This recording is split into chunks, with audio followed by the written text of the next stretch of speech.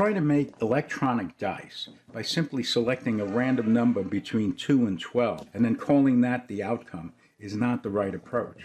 That's because when you physically roll dice, they have interim outcomes. And those interim outcomes affect the next interim outcomes, and so on until the dice come to rest. So any electronic dice have to simulate that physical process. Roll the dice does that. As you see here, pressing the roll switch starts the process of interim outcomes until the final outcome is displayed on the LEDs. Making this device is relatively simple, and I'm going to walk you through each of the individual steps to get there. So let's get started.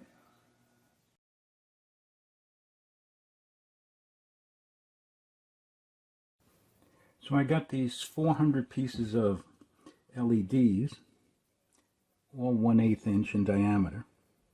I'm going to do a little test to see which one might work out best.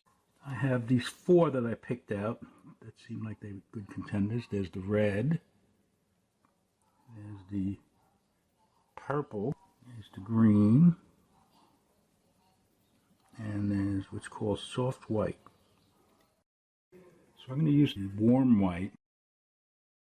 It has 3 to 3.2 volts, 220 ohms. It would be about 2 volts across 200 ohms, would be about 10 milliamps. So if all 14 LEDs were on at the same time, that would be about 140 milliamps, which would be okay for the Arduino to handle. So that's what I think I'm going to do.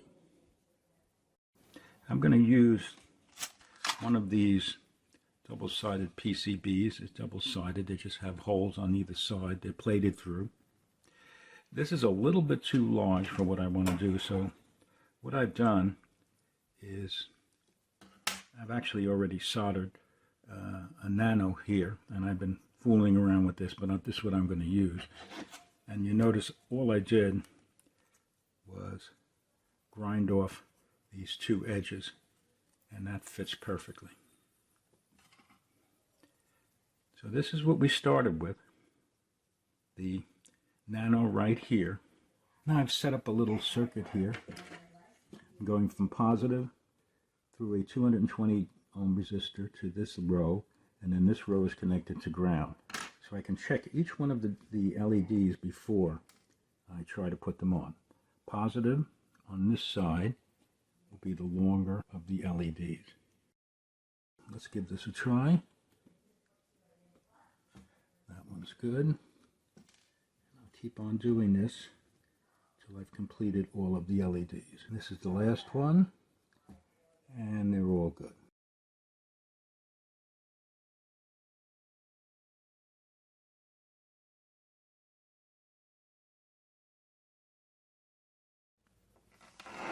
I've populated the front of the board.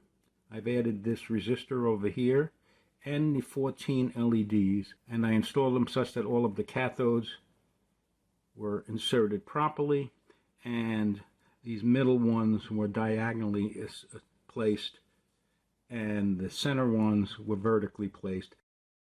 Let's look on the back. Looks a little funky, but nonetheless, it's fine. This is the ground that goes around to all of the cathodes, all of the 14 cathodes, and goes to ground on the nano. I've completed the back as well.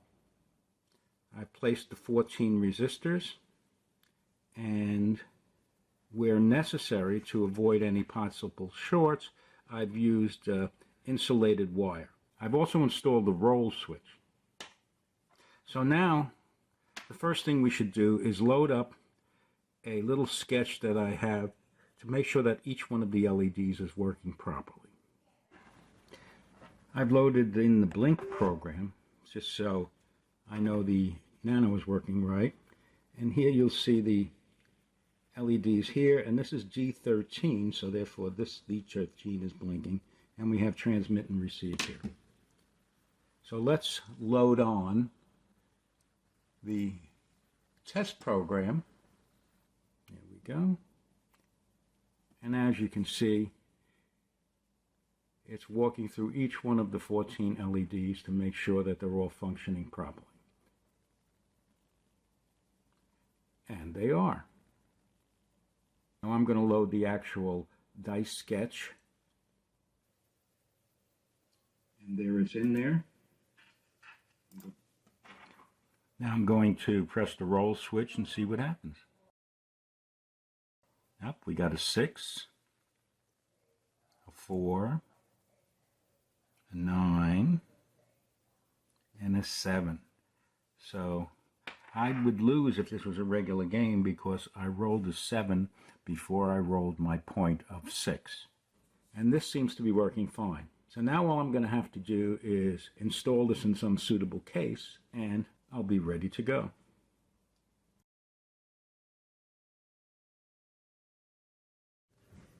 I've made a very simple case, just 4 pieces of wood edge glued and a 3/4 inch hole in the side. I've already painted it white, as you see. The reason for the hole in the side is so that the circuit can actually fit right in and the USB connector can power the unit. Now if you want to power the unit with a 9-volt battery, the schematic diagram shows how to do that instead of using external power. On top of this case is a cover, and the cover is made of a 1/4 inch plywood with an overlay. There's one hole here for the roll switch, and there are 14 holes here for the LEDs. We just take the LEDs, put them on the top of the case. Sometimes it might not go in exactly. There we go. And they go in just like that. Now, to hold this in place, I'm going to put hot glue on these 2 LEDs, and that will hold the circuit to the top case, and then the case can go in here, and then the switch can come out like that. So I'm going to put this all together, and let's take one last look. Get the circuit and the hot gun, and I'm just going to put a little bit there, and a little bit there, and let that set for a second. Let's bring the case back, and we're going to put just a little bit of hot glue on each corner and mount this in here. And what do you know? There we go. And there we go. Working pretty good. And we look from the other side. This is here. If you'd like, you can put a bottom on the case. I don't think I need it right now. And that about completes building and testing. Finally, I'm going to go through the software for the test program and the actual dice program. Here's the sketch I used for checking the operation of the LEDs. You see in the setup, we take all of the digital pins 0 through 13 and set them as outputs. Then in the loop, we go sequentially through all of those pins, write a 1, illuminating the LED, waiting a 1/4 second, then writing a 0, turning off the LED, and waiting another 1/4 second. Here's the sketch that actually operates the roll the dice hardware. Lines 3, 4, and 5 define a number of variables used in the sketch. Lines 6 through 11 also define variables, but these need a little discussion. Lines 6 through 11 define arrays labeled 1, 2, 3, 4, 5, and 6, and they correspond to the 6 sides of a given die. Now, if you picture a die on a table, one die face will be up so that you can see it. That's the top face. Then you will have 4 side faces around the top face. And finally, on the table will be the bottom face that you can't see.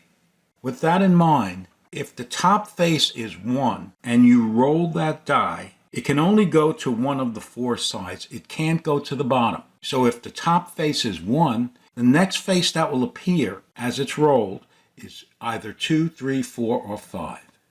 So these lines define what happens next for each one of the 6 possible situations. In the setup, we're going to set all of the digital pins, 0 through 13, as output. And then we're going to get a random seed. This is a standard process where you do an analog read, and any noise on the analog line, since it's not connected to anything, gives you a pretty random seed number so that you never start the same way every time. Right before we go into the loop in line 16, we just set a flag to 0. Now before I go through the loop, I want to go through the different functions. Going all the way down to line 83, which is blank dice. This is a simple function that just goes through all of the digital lines and writes a 0 to them. So that effectively sets all of the LEDs off, and it sets the blank dice flag to 1, meaning that the dice have been blanked out. Going back up to dice faces 1 in line 32, this sets which LEDs should be lit for the different conditions. So for instance, if the face 1 says it's 1, then we're just going to light one LED, which is G3. The faces 2, we have to write 2 LEDs, which are 2 and 4, and so on. Now I do that essentially once again in line 44 for dice faces 2, and this is for the second die. In line 56, which is roll the dice 1, we're calculating the next face based on the current face.